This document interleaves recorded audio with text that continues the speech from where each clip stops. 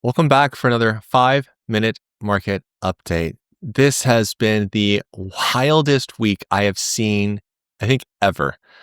Trump posted on Truth Social that basically he's raising the tariff charge to China by 125 or to 125% effective immediately. This is insane. And the fact that more than 75 countries have called representatives of the US, blah, blah, blah, to negotiate a solution to the subjects being discussed relative to trade barriers, tariffs, blah, blah, blah, blah, blah, blah, blah, blah, blah. I have authorized a 90-day pause and substantially lowered reciprocal tariffs during this period of 10% effective immediately. Are you for real?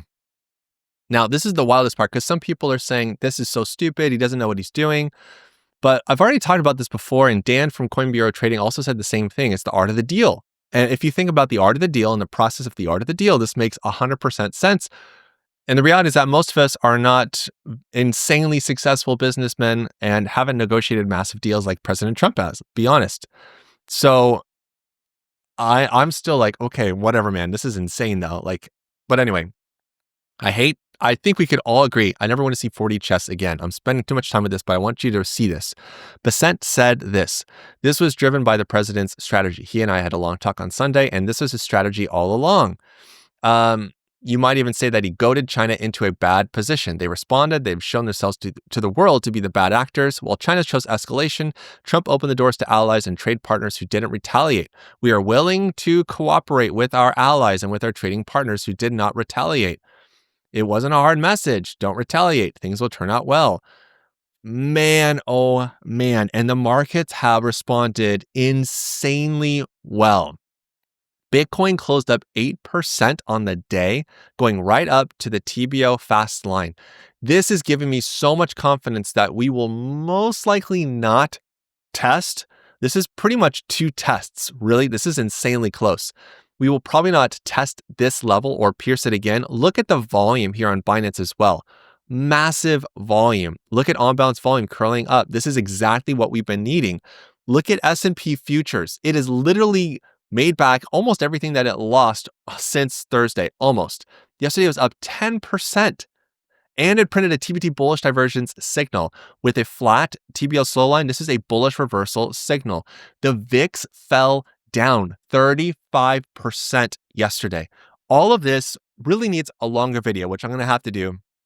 But what you need to know is that the scary scenario of us repeating a COVID-style crash has now literally just been reduced to nothing.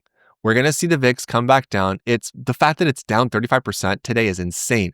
Now, what does this mean for BVOL 7D? We are getting closer to our rejection zone, which means that we should see a little bit less volatility from BTC and more bullish price action for alts, which I am seeing that change happen. Again, keeping a close eye on stablecoin dominance, which did move up, but not as high yesterday. You remember me saying that? It didn't make a high like we saw on Monday. And conversely, we did not see a high exceed or meet the 86.95 level. And we also see it falling back down again, dropping 7.86%. We want to see stablecoin dominance continue to fall inside of the TBO cloud. We aren't there yet, but I believe we're headed there soon. Bitcoin dominance also dropped on the news, which is interesting. It is still strong overbought. We had a peak at 91.30. Bitcoin is still extremely strong, but it's not, at least it's not pumping here, which is good. That means that dominance is shifting. Like I said, others showed some really, really good signs. I'm going to have to make a longer video to talk about what I'm seeing, but it's all good stuff. Now let's look at some alts. You could say this is the bottom for Ethereum, but we've already seen many of these bottoms before. I don't know if it's the bottom, but finally Ethereum has some good volume. Price action is fairly decent.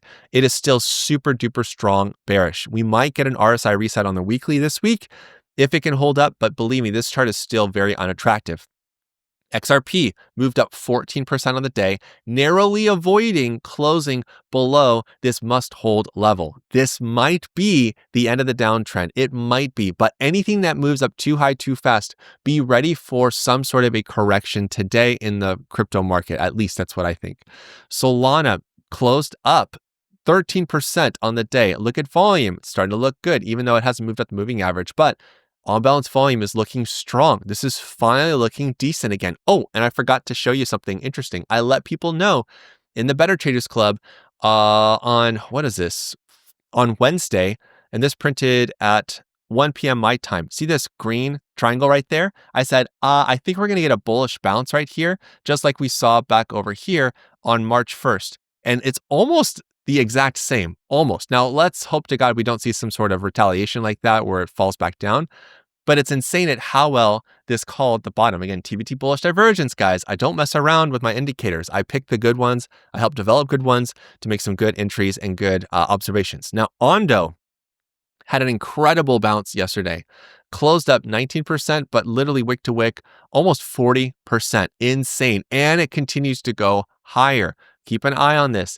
Tau closed up 18% back to the TBO fast line. It has yet to close inside of it. If it does, this will be a huge shift in this chart.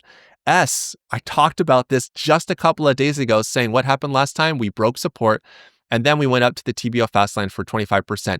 Literally did that yesterday, closing up 23%. I hope you guys are paying attention. Literally the same setup. Literally.